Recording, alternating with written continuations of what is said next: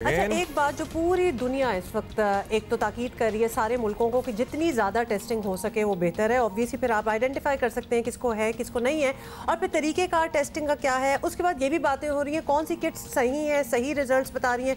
बहुत से ऐसे भी केसेस हमें सुने जहाँ की किट्स इफेक्टिव नहीं थी। तो ये तरीक़ेकार है क्या और ये टेस्टिंग किस तरह होती है, ये हमने आज पता करना है। क्योंकि लोग डरे भी होते हैं ना, हाँ। टाइम्स टेस्ट कराने से भी लोग परेशान होते हैं, घबराते हैं, लेकिन हम आपको बताएंगे कोई परेशानी घबराने की बात नहीं है। बिल्कुल जी।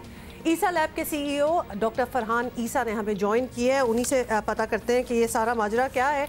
डॉक्टर साहब, कोरोना की टेस्टिंग पर बहुत बात हो चुकी है, लेकिन अब भी लोग नहीं जानते कि ये टेस्ट कैसे होता है। हम आपसे पूछना चाहते हैं, आप बताएं कि इस टेस्ट का तरीका क्या है, कितने स्टेप्स होते हैं इसमें, और नताइज आने में, ये सबसे बड़ा इंपॉर्टेंट सवाल है, इतना वक्त क्यों लगता है? ये सवाल बहुत ही ज़्यादा इम्पॉर्टेंट है। जो बेसिकली इस वक्त गोल्ड स्टैंडर्ड है कोरोना का कंफर्म केस करने का, वो है पीसीआर का टेस्ट, जिसको नेज़ोफेरेंजियल स्वैब से लिया जाता है। नेज़ोफेरेंजियल स्वैब होता है, एक स्वैब होता है जो नाक के ज़रिए मुंह में नाक में डाला जाता है, और नाक के पीछे वाले हिस्से से इसको थ्रोट की तरफ से जो है वो स्वैब को कलेक्ट करके उससे टेस्ट होता है। ये टेस्ट जो है वो बेसिकली 1 से 2 दिन के अंदर रिज़ल्ट आ जाना चाहिए। कभी कभार देर आजकल इसलिए भी हो रही है क्योंकि किट्स की सप्लाईज़ जो है वो पूरे पाकिस्तान में कम है, और अगर उनका कोई भी रिएजेंट कम हो तो ये टेस्ट परफॉर्म करना नहीं हो सकता।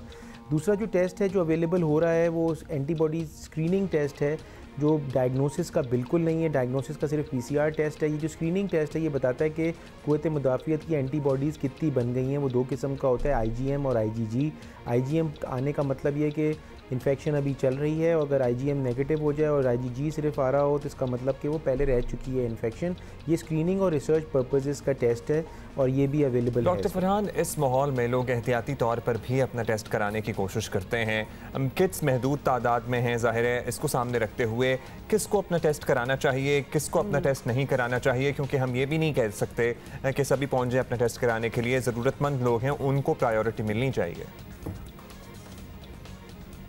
बेसिकली जो है ये असूलन तो जिसको भी शक है या डॉक्टर समझता है उसको टेस्ट कराने की एक अपॉर्चुनिटी होनी चाहिए, लेकिन अनफॉर्चुनेटली किट्स ही नहीं है। तो असल में 3-4 किस्म की बीमारियां चल रही हैं। एक है कोल्ड, जिसमें नज़ला ज़ुकाम होता है सिर्फ। ये भी कोरोना का भी साइन सिम्टम हो सकता है, लेकिन अगर ये पैरासीटामोल से ठीक हो रहा है तो इनको टेस्ट कराने की ज़रूरत नहीं है। दूसरा है फ्लू, जिसमें बॉडी एक्स भी होते हैं नज़ला ज़ुकाम खांसी के साथ, और बुखार भी होता है, और अगर वो भी 2-3 दिन में ठीक हो जाता है और दवा लेने के बाद, तो उनको भी अगर चॉइस नहीं है कि वो टेस्ट करा सकते हैं तो उनको भी ज़रूरत नहीं है। लेकिन जिन लोगों का फ़ीवर बढ़ रहा है, 3-4 दिन से ज़्यादा हो गए हैं, और उनको खांसी के साथ सांस लेने में दुश्वारी हो रही है, ऐसे लोग ज़रूर वो हैं जिनको टेस्ट कराना चाहिए। अगर सबका टेस्ट नहीं हो सकता तो ये जो आखिरी वाली मैंने जो आपको एक पार्ट बताया, ये वो लोग हैं जिनको टेस्ट कराना चाहिए, और चाहे वो गवर्नमेंट से कराएं चाहे प्राइवेट से कराएं, क्योंकि उनकी तशख़ीस और फिर उसके बाद मैनेजमेंट बहुत ज़्यादा इंपॉर्टेंट है। ये वो बीमारी है जिसमें 30% लोगों को तो अलामात ही नहीं होते, वो इन्फेक्शन कैरी कर रहे होते हैं और ठीक भी हो जाते हैं। 50% ऐसे लोग होते हैं जिनको जो साइन सिम्टम्स फ्लू और कोल्ड के मैंने बताया, नज़ला ज़ुकाम खांसी बुखार, वो होगा और वो ठीक हो जाएंगे। ये ऐसे 80 to 85% केसेस होंगे। 15% केसेस जो होंगे वो ऐसे होंगे जिनको हॉस्पिटल जाना पड़ेगा, और टेस्ट कराना भी उनके लिए ज़रूरी है।